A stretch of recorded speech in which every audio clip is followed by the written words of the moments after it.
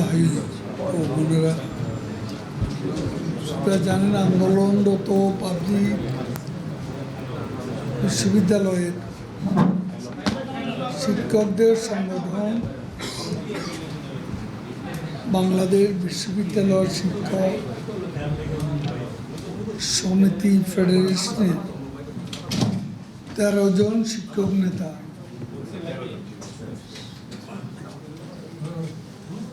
আজ সকালে বাংলাদেশ আওয়ামী লীগ সভাপতি বঙ্গবন্ধু দেশরত্ন জননেত্রী শেখ হাসিনা রাজনৈতিক কার্যালয়ে এসেছিলেন। বাংলাদেশ বিশ্ববিদ্যালয় শিক্ষক সমিতি ফেডারেশনের সভাপতি আখতারুল ইসলাম এবং সাধারণ সম্পাদক প্রফেসর নিজামুল হক ভূঁইয়ার নেতৃত্বে 13 জন শিক্ষক বৈঠকে অংশগ্রহণ করেন। তাদের সঙ্গে আমাদের বিস্তারিত আলোচনা হয়েছে। আমাদের শিক্ষামন্ত্রী দেশের বাইরে তার স্ত্রীর চিকিৎসাজনিত কারণে, শিক্ষা প্রতিমন্ত্রী ছিলেন এবং শিক্ষা উপদেষ্টা ছিলেন আমাদের দুজন জয়েন্ট সেক্রেটারি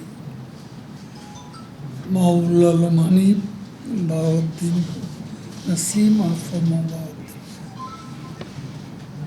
দপ্তর সম্পাদক বিপ্লব বড়ুয়া, আমরা কজন ছিলাম।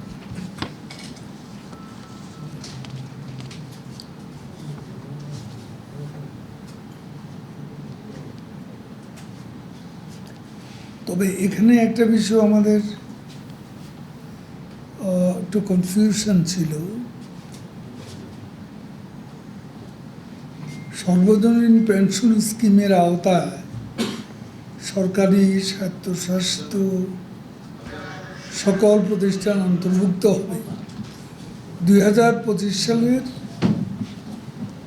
1 জুলাই থেকে। ইতিপূর্বে পাবলিক বিশ্ববিদ্যালয় শিক্ষকদের পেনশন স্কিমে অন্তর্ভুক্ত করা 2024 থেকে যোগদানের যে তথ্য দেয়া হয়েছে তা সঠিক নয়। একথা আমরা তাদের পরিষ্কারভাবে জানিয়েছি। তাদের 3টা দাবির মধ্যে এটাও একটা দাবি যে সবার হচ্ছে 25, আমাদেরটা কেন 24। এটা আসলে মাননীয় প্রধানমন্ত্রী পার্লামেন্টে ভাষণে সবার জন্য পেনশন স্কিমের যে ডেটটা বলেছেন, শিক্ষকদের ব্যাপারে যে তথ্যটা গেছে এটা ইটস এ মিস্টেক। এবং এটাই সত্য যে সবার পেনশন স্কিমে অন্তর্ভুক্ত করার তারিখ হচ্ছে 1 জুলাই 2025। এটা তাদেরকে আমরা পরিষ্কারভাবে বলেছি।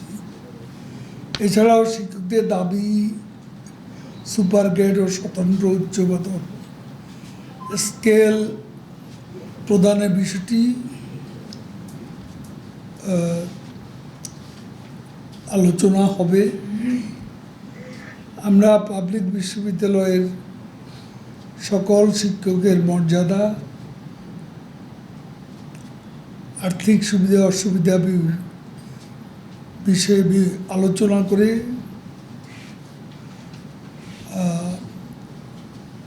বিশেষ করে তাদের দাবিনামা সরকারের উচ্চ পর্যায়ে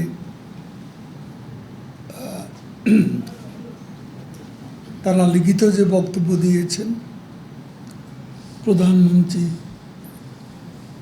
সময় পেয়ে আমরা উত্থাপন করব।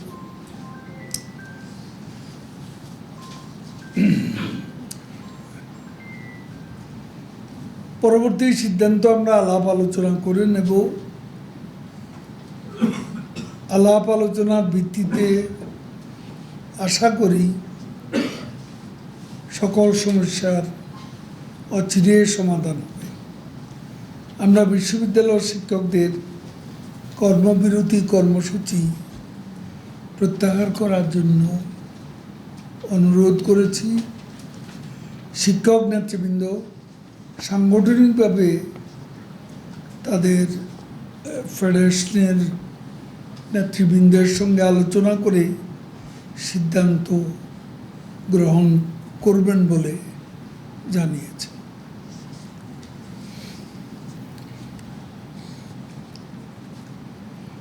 দেশের 15টি জেলায় বহু মানুষ বন্যা কবলিত।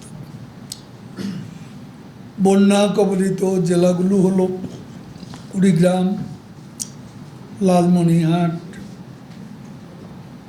রংপুর, গাইবান্ধা, বগুড়া, সিরাজগঞ্জ, জামালপুর, নেত্রকোনা, সুনামগঞ্জ, সিলেট, মৌলভীবাজার, হবিগঞ্জ, ফেনী, রাঙ্গামাটি, কক্সবাজার। এইসব এলাকার প্রায় 20 লাখ মানুষ বন্যায় ক্ষতিগ্রস্ত। দুর্যোগ মোকাবিলা বঙ্গবন্ধু কন্যা প্রধানমন্ত্রী শেখ হাসিনার নেতৃত্বে আওয়ামী লীগ সরকারের সফলতা, দূরদর্শী পদক্ষেপের ফলে এবং মানুষের আর্থসামাজিক অবকাঠামোগত উন্নয়ন ঘটায় এ বন্যা বা দুর্যোগে এখন পর্যন্ত এবার কেউ মারা যায়। এখন পর্যন্ত আশ্রয়কেন্দ্রে 36,223 জন আশ্রয় নিয়েছে। বন্যা কবলিত এলাকা নগদ 3,10,00,000 টাকা, 8,700 টন ত্রাণের চাল, 58,000 বস্তা, 58,500 বস্তা শুকনো ব্যাগ ও অন্যান্য খাবার, শিশুখাদ্য কেনার জন্য 60 লাখ টাকা এবং গোখাদ্য কেনার জন্য 60 লাখ টাকা সরকারিভাবে বরাদ্দ দেওয়া হয়েছে। সরকারি সহায়তার পাশাপাশি সারা দেশে বন্যার অনেক বক্তব্য আমাদের সংবিধানের রাষ্ট্র পরিচালনার মূলনীতি বিরোধী। সাংবিধানিক রাষ্ট্র পরিচালনার মূলনীতির আওতায় প্রণীত কোনো সরকারি নীতি কেবল রাজনৈতিকভাবেই উদ্দেশ্য প্রণীত শিক্ষার্থীদের একটি অংশের দাবির প্রেক্ষিতে পরিবর্তন হতে পারে না। তা উচ্চ আদালতের নির্দেশ না, পবিত্র সংবিধানের আলোকেই কেবলমাত্র বাস্তবায়িত হতে পারে। রাষ্ট্র পরিচালনার মূলনীতি সম্পর্কিত সংবিধানের 19 অনুচ্ছেদে বলা হয়েছে, সকল নাগরিকের জন্য সুযোগের সমতা নিশ্চিত করবে রাষ্ট্র। সেখানে আরও বলা হয়েছে, মানুষে মানুষে সামাজিক অর্থনৈতিক অসাম্য বিলোপের জন্য নাগরিকদের মধ্যে সম্পদের সুষম বণ্টন নিশ্চিত করার জন্য এবং প্রজাতন্ত্রের সর্বত্র অর্থনৈতিক উন্নয়নে সমাজ স্তর অর্জনের উদ্দেশ্যে সুযোগ সুবিধা দান নিশ্চিত করার জন্য রাষ্ট্র কার্যকর ব্যবস্থা নেবে। জাতীয় জীবনের সর্বস্তরে মহিলাদের অংশগ্রহণ সুযোগের সমতা রাষ্ট্র নিশ্চিত করবে। অথচ গত কয়েক বছরে কোটা না থাকার ফলে সরকারি চাকরিতে মেয়েদের অন্তর্ভুক্তি হতাশাজনকভাবে কমে গেছে। কোটা না থাকা পুলিশের চাকরিতে মাত্র 4 জন নারী অফিসার সুযোগ পেয়েছে। ফরেন সার্ভিসে সুযোগ পেয়েছে 2 জন নারী। 50টি জেলায় দেশের নারীরা ক্যাডার সার্ভিসে যোগদানের সুযোগ পায়নি। 23টি জেলা একজনও পুলিশের চাকরি পায়নি।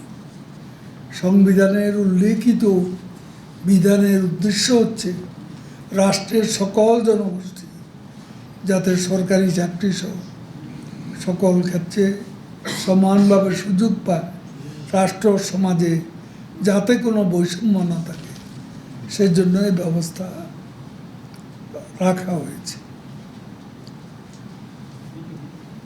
বিসিএসগুলোতে বিগত বছরে নিয়োগের ক্ষেত্রে মেধা তালিকা থেকে নিয়োগ প্রায় 70% মতো। 33তম, 35তম ও 36তম এই 3টি বিসিএস পরীক্ষা গড়ে প্রায় 72% প্রার্থীকে মেধার ভিত্তিতে নিয়োগ দেওয়া হয়েছে, যেখানে কোটা থেকে নিয়োগ পেয়েছে মাত্র 28%। সরকারি সিদ্ধান্ত অনুযায়ী শূন্য পদগুলোতে মেধা তালিকা থেকে অন্তর্ভুক্ত করা হয়েছে। সংরক্ষিত কোটায় প্রার্থী না পাওয়া গেলে যেখানে মেধা তালিকা থেকে প্রার্থী অন্তর্ভুক্ত করা হচ্ছে সেখানে এই প্রক্রিয়া বিরোধিতা করার যৌক্তিকতা নেই। দক্ষিণ এশিয়ার মধ্যে বাংলাদেশি সরকারি চাকরিতে কোটার ভিত্তিতে সবচেয়ে কম নিয়োগ দেওয়া হয়। বর্তমানে ভারতে সরকারি চাকরিতে 60% কোটার ভিত্তিতে ও 40% মেধার ভিত্তিতে। পাকিস্তান 92.5% কোটা ও মাত্র 7.5% মেধার ভিত্তিতে। নেপালে 45% কোটা ও 55% মেধার ভিত্তিতে। শ্রীলঙ্কায় 50% কোটা ও 50% মেধার ভিত্তিতে নিয়োগ হয়। শ্রীলঙ্কার বিশ্ববিদ্যালয়সমূহে ভর্তির ক্ষেত্রে 60% জেলা কোটা বিরাজমান রয়েছে। এই পরিসংখ্যান থেকে বোঝা যায় আমাদের আর্থসামাজিক বাস্তবতায় কোটার প্রয়োজনীয়তা রয়েছে এবং বাংলাদেশের বিদ্যমান পদ্ধতিতে এটা যৌক্তিক। শিক্ষার্থীদের আবেগকে পুঁজি করে একটি কুচক্রী মহল রাষ্ট্রকে অস্থির করার ষড়যন্ত্র করছে। এ অশুভ শক্তি এর আগেও আমাদের কাছে তথ্য সবার কাছেই আছে যে 2018 সালে যে কোটা বিরোধী আন্দোলন হয় তখন এই রাজনৈতিক আন্দোলনে ব্যর্থ এ অশুভ শক্তি কোটা আন্দোলনের উপর ভর করেছিল এবং সড়কে যে আন্দোলন হয়েছিল ওই আন্দোলনের উপরও ওই শক্তিটি ভর করে রাজনৈতিক রূপ দেওয়ার ষড়যন্ত্র করেছে। আপনারা জানেন আমাদের তখন এই অশুভ শক্তির হাতে ধানমন্ডি 3-এ আমাদের সভাপতি কার্যালয়ও আক্রান্ত হয়েছে এবং একটা পর্যায়ে এই অফিসের থেকে অনতি দূরে রাস্তায় একটি মেয়েকে দিয়ে অভিনয় করানো হয়েছিল মেয়েটি কান্নাকাটি করছিল এবং ক্রমাগত বলছিল যে আমার বোনকে রেপ করা হচ্ছে আওয়ামী লীগ অফিসে। তখন কোটা বিরোধীদের নেতারা কয়েকজন এই অফিসে এসে বাথরুম পর্যন্ত খুঁজে খুঁজে দেখেছে যে কোথাও এ ধরনের ঘটনা ঘটেছে কিনা। সাংবাদিকদের অনেকেরই হয়তো এই চিত্রটি মনে আছে। ওই মহলটি রাষ্ট্র ব্যবস্থাকে সম্পূর্ণ অকার্যকর করার জন্য এবং এদেশের ইতিহাস, ঐতিহ্য, মুক্তিযুদ্ধের মূল্যবোধ এইসবের প্রতি শিক্ষার্থীদের বিরূপ মনোভাব সৃষ্টির ক্ষেত্র প্রস্তুতি পায়তারা করছে। আমরা তারুণ্যের শক্তির উপর আস্থা রাখি। আমরা বিশ্বাস করি তারুণ্যই সবাইকে নিয়ে ডিজিটাল বাংলাদেশ থেকে স্মার্ট বাংলাদেশ গড়ার লক্ষ্যে সামনের দিকে এগিয়ে নিয়ে যাবে। সকলের সমান অংশগ্রহণের সুযোগ সৃষ্টির মধ্য দিয়ে প্রধানমন্ত্রী শেখ হাসিনা স্বপ্নের উন্নত সমৃদ্ধ কল্যাণকর রাষ্ট্র বিনির্মাণ। শিক্ষকদের দাবিনামার মধ্যে 24-25-এর যে পার্থক্যটা আছে সেখানে একটা ভুল বুঝাবুঝির কারণ ছিল। সেটা আসলে 2025-এর পয়লা জুলাই সেটা তাদেরকে নিশ্চিত করা হয়েছে। এটা আর বাকি বিষয়গুলো তারা দাবিনামা উত্থাপন করেছে, এটা আলাপ আলোচনার বিষয় আছে। চট করে কি তো মানা যায় না, এখানে সরকারেরও যুক্তি আছে এবং কোন বিষয়টি কেন করা হয়েছে। তো এ ব্যাপারে যদি তাদের দাবি যুক্তিসঙ্গত হয় সেটা অবশ্যই বিবেচনা করতে। তো এটা আমরা